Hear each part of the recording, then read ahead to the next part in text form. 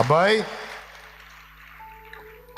ఆ యేసయ్య హృదయంలో నీకు స్థానం ఉందోయ్, నీకు దిగులెందుకు?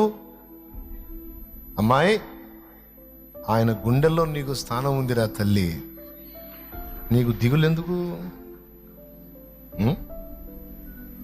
అందుకే నువ్వు బంగారం అని పాడుకున్నా.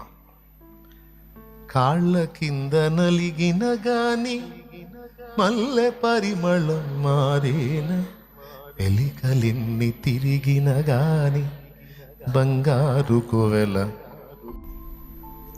మనుషులెంత నవ్విన గాని మనసు గాయపరచిన గాని యేసు మనసులో నీ స్థానం ఎన్నడైనా మారేనా?